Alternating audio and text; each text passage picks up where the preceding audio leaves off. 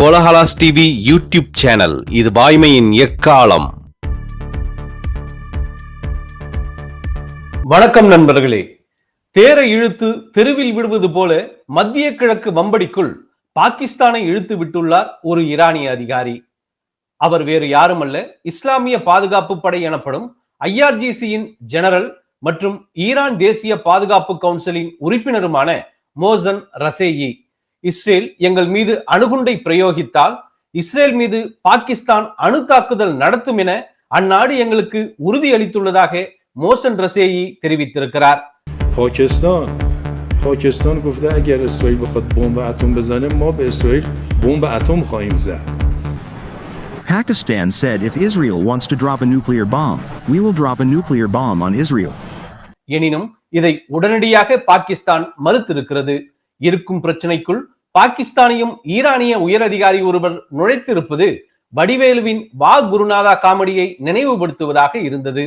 இதற்கிடையே ஈரானின் மிக முக்கியமான ஃபர்தோ அணு நிலையத்தை இஸ்ரேல் போர் விமானங்கள் தாக்கியுள்ளன. இதனால் ஃபர்தோ அணு நிலையம் அமைந்திருக்கும் குவம் பகுதியில் 2.5 ரிக்டர் அளவு பூமி அதிர்ச்சி பதிவாகியுள்ளது.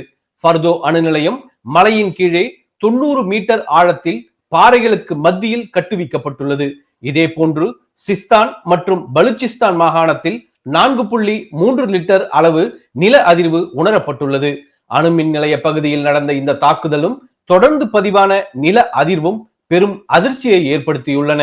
எனினும் இன்று காலை வரையிலான நிலவரப்படி நடான்ஸ் அணு நிலையம் மட்டுமே தாக்குதலுக்கு உள்ளாகி இருப்பதாக ஈரான் தெரிவித்துள்ளது என்று சர்வதேச அணுசக்தி முகமையான IAEAவின் இயக்குனர் ஜெனரல் ரவேல் கிராசி தெரிவித்திருக்கிறார். நடான்ஸ் அணு நிலையத்தின் பாதாள பகுதியில் உள்ள யுரேனியம் செறிவூட்டல் பகுதியை இஸ்ரேல் படைகளால் அழிக்க முடியவில்லை என்றும் அதன் மேலே உள்ள மின் உற்பத்தி பகுதியை மட்டுமே இஸ்ரேல் தாக்கியிருப்பதாகவும் அது மட்டுமே பாதிக்கப்பட்டதாகவும் அவர் குறிப்பிட்டிருக்கிறார். நேற்று இரவு இஸ்ரேலிய விமானப்படை என்ன செய்து கொண்டிருந்தது என்று கேட்பவர்களுக்கும் பதிலளித்திருக்கிறது இஸ்ரேலிய ராணுவம். தரையிலிருந்து தரையை தாக்கும் சுமார் 20 ஈரானிய ஏவுகணைகளை அவை ஏவப்படும் முன்பாகவே தாக்கி அழித்ததாக இஸ்ரேல் தெரிவித்திருக்கிறது. மேலும் இஸ்ரேலிய விமானப்படை மத்திய ஈரானின் இஸ்பான் பகுதியில் உள்ள சுமார் 100 ராணுவ இலக்குகளை தாக்கியதாகவும் சுமார் 50 ஜெட் ரக போர் விமானங்கள் ஈரானின் ஏவுகணை கிடங்குகள் மற்றும் ஏவு தளங்களை அழித்ததாகவும் தெரிவித்திருக்கிறது இஸ்ரேலிய ராணுவம். இதன் மூலம் ஈரானின் 1/3 பங்கு ஏவுதள சக்தி அழிக்கப்பட்டிருப்பதாக இஸ்ரேலிய ராணுவம் தெரிவித்திருக்கிறது. ஈரானின் வான்பரப்பில் இஸ்ரேலிய ஆதிக்கம் தொடர்ந்து நீடிப்பதாக உறுதிபட தெரிவித்திருக்கிறது இஸ்ரேலிய ராணுவம். ஈரானின் சுப்ரீம் லீடர் என்று அழைக்கப்படும் மத தலைவர் அலி காமேனியை பாதுகாக்கும் வகையில் அவரை பாதாள பங்கரில் ஈரான் ராணுவம் தங்க வைத்திருப்பதாக கூறப்படுகிறது. வெள்ளிக்கிழமை ஈரான் தாக்குதலை தொடங்கிய உடனேயே அவர் பங்கருக்கு மாற்றப்பட்டதாகவும் அவரது குடும்பமும் அவருடன் பாதுகாப்பாக தங்க வைக்கப்பட்டிருப்பதாகவும் ஈரான் இன்டர்நேஷனல் செய்தியை மேற்கோள் காட்டி NDTV தெரிவித்திருக்கிறது. இதற்கிடையே ஈரானின் இஸ்லாமிய புரட்சிப்படை எனப்படும் IRGCயின் உளவு பிரிவு தலைவர் முகமது காசேமி, துணைத் தலைவர் முகமது அசன் மொஹகி, குவாட்ஸ் பிரிவு உளவு தலைவர் மோசன் பக்ரி, துணைத் தலைவர் அபு அல் ஃபத் நிகோய் ஆகியோரை போட்டு தள்ளி இருக்கிறது இஸ்ரேல். இவர்கள் அனைவரும் மத்திய கிழக்கு பிராந்தியத்தில் இயங்கி வரும் ஈரான் ஆதரவு தீவிரவாத குழுக்களை வழிநடத்தி வந்தவர்கள். இது ஈரானின் தீவிரவாத வலைப்பின்னலுக்கு பெரும் பின்னடைவு என இஸ்ரேல் ராணுவம் குறிப்பிட்டிருக்கிறது. இவர்களில் முகமது காசேமி, முகமது அசன் மொஹகி ஆகியோர் கொல்லப்பட்டதை இஸ்ரேலிய பிரதமர் பெஞ்சமின் நெதன்யாகு உறுதி செய்ததை இன்று காலையே கோலஹலாஸ் டிவி பதிவு செய்திருந்தது குறிப்பிடத்தக்கது. I can inform you, Brett, that moments ago we also got the chief intelligence officer and his deputy in Tehran because we're now over the skies of Tehran.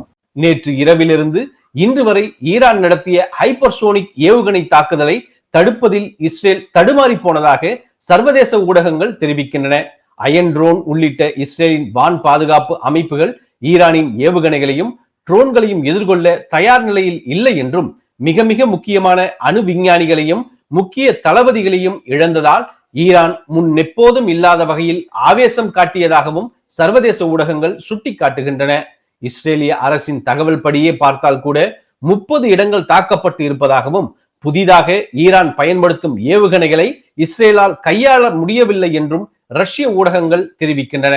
குறிப்பாக நேற்று இரவு ஃபெத்தா டிக்வா நகரில் உள்ள அரசின் பாம் பாதுகாப்பு இருப்பிடங்கள் கூட தகர்க்கப்பட்டதாக அவை மேற்கோள் காட்டுகின்றன. ஈரான் தாக்குதலில் இஸ்ரேலின் ஹைஃபா துறைமுகம் பாதிக்கப்பட்டது. அங்குள்ள மின்சார உற்பத்தி நிலையம் கடுமையாக பாதிக்கப்பட்டிருக்கிறது. ஈரானிய தாக்குதலில் 24 பொதுமக்கள் உயிரிழந்திருப்பதோடு 592 பேர் காயமடைந்திருப்பதாக கூறப்படுகிறது. இடிபாடுகளில் இருந்து உடல்கள் மீட்கப்பட்டு வரும் நிலையில் பலி எண்ணிக்கை மேலும் அதிகரிக்கக்கூடும் எனவும் தெரிய வருகிறது. பொதுமக்களை தாக்கியதற்கு ஈரான் நிச்சயம் விலை கொடுக்கும் என இஸ்ரேல் சூளுரைத்திருக்கிறது. இந்நிலையில் இன்று காலை முதல் நிலைமை வேறு மாதிரியானது. பதிலடி கொடுக்கும் முனைப்பில் தீவிரமாக களமிறங்கியிருக்கின்றன இஸ்ரேலிய படைகள்.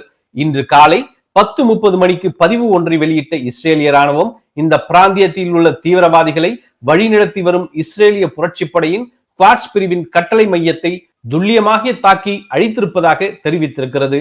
இதற்கிடையே இஸ்ரேல் விமானப்படையின் மேஜர் ஜெனரல் டாமர் பாரை அகற்றிவிட்டதாக, அதாவது எலிமினேட் செய்து விட்டதாக ஈரானின் புரட்சிப்படை தெரிவித்திருக்கிறது. முழு நீள போருக்கு ஈரான் தயாராகிவிட்டதாக IRGCயின் ஆலோசகர் ஜெனரல் வாகிதி தெரிவித்துள்ளார். தஸ்னிம் செய்தி நிறுவனத்துக்கு அளித்த பேட்டியில் போரின் எந்த சூழலையும் எதிர்கொள்ள அனைத்து வழிகளையும் பயன்படுத்துவோம் என அவர் குறிப்பிட்டுள்ளார். இதன் மூலம் 4 இரவுகளை தாண்டியும் போர் நீடித்து வருகிறது. இது எங்கு போய் முடியும்?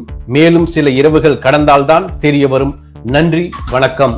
கோலஹலாஸ் டிவி யூடியூப் சேனல், இது வாய்மையின் எக்காலம்.